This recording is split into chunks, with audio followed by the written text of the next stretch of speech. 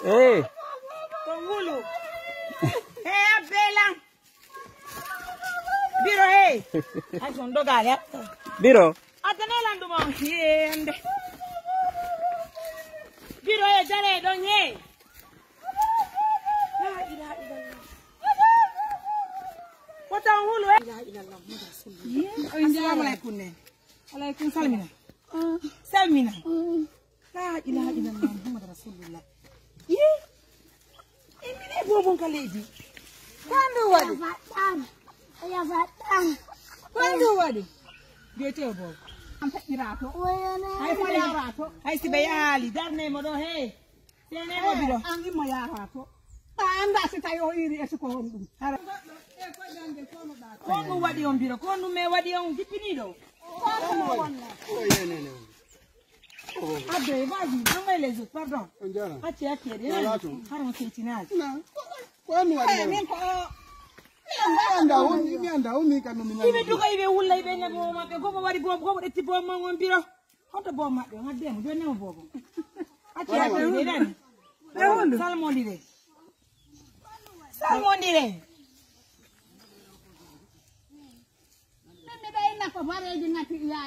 Ni alauko binanda akuni nyal.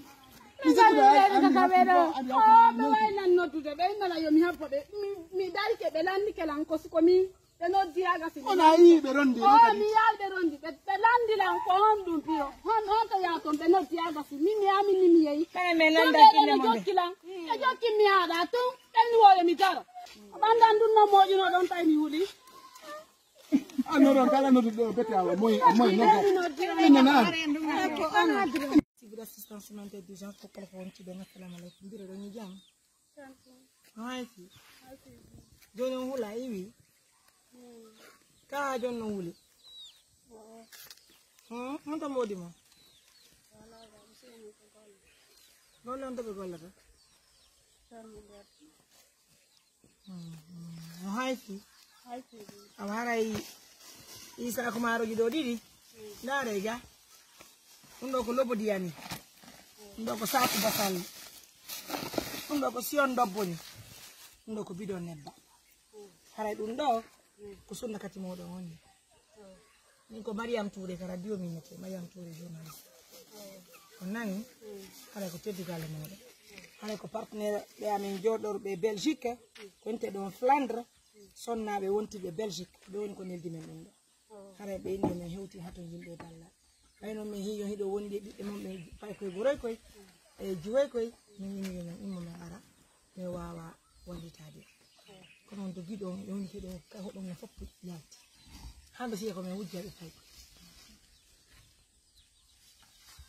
yeso si goddo no dio on faltimira to makko hay son wullaay noddo yimbe be fop nani ngani so noddi o wulli yimbe be fop si ben doguno me yilti don kadi be sikke ko me wujja be pay koy ka alors que men aru baba gollo yare dal tegollo na Dion ça va hajo ndawuli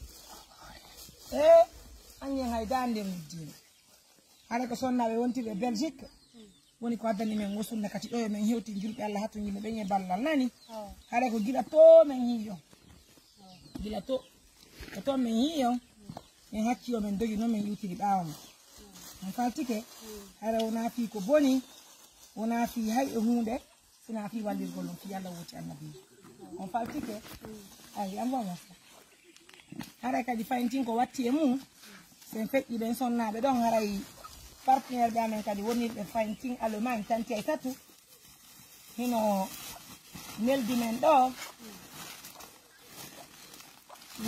do tonki fi payko ari do dogumay ari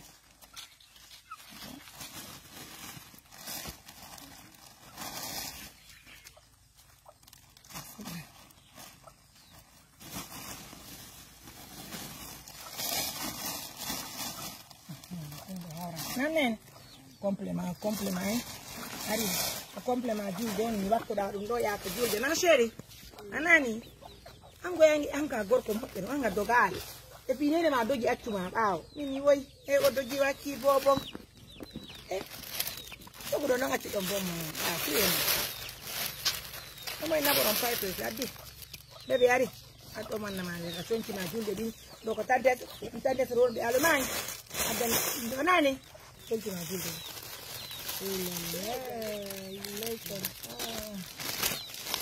ɗum janu ari an kadi dogunen e an kadi doguɗa yarata to seri kokko ardiri kanko arde ɗonanda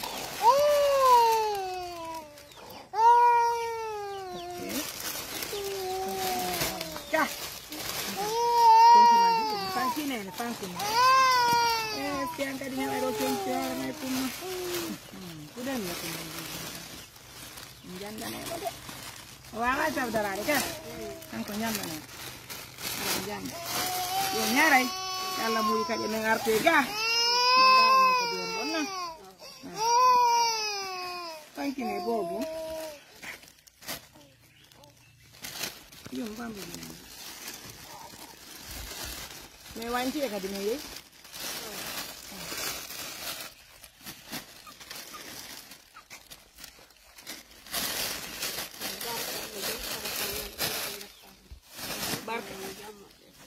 barkadan kala kaddu no men ko dum be yawru lir no wano wonde kadi yara nawno men hawru lir no wano undere ko do kan gesa maare wombe de jewugo ma wombe kadi wondo kala nawno walla mo yemen hawru lir mo pikini foko walla menen men ganda o ngandam so men dogi men jokki o hanka o wa fioto siku ko men bombe na men bombe fuy kala ko do ende mo do yewti no men nani do ko sonna dum be Belgique Flandre do ko tan tesa to wontina ben kanelen alina nani hare min joni ɗum ɗi e moɗo yo Allah jaɓa sadaka nan yettinami yeji ɗi hare mi weltani ki on barka buy madam ka jon ɗon wuli na awa lette ñameteji ɗi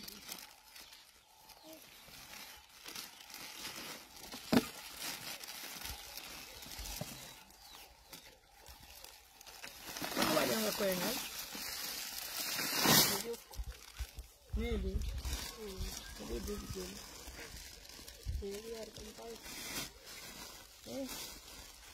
ele fodi emo ala wadarke mabbe la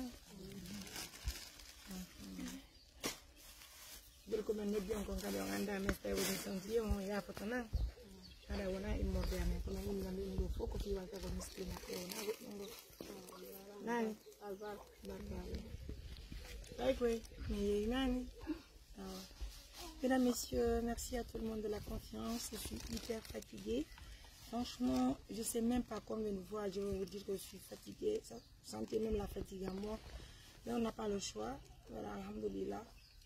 En tout cas, nous disons grand merci à nos partenaires. Continuez à nous soutenir. Hein.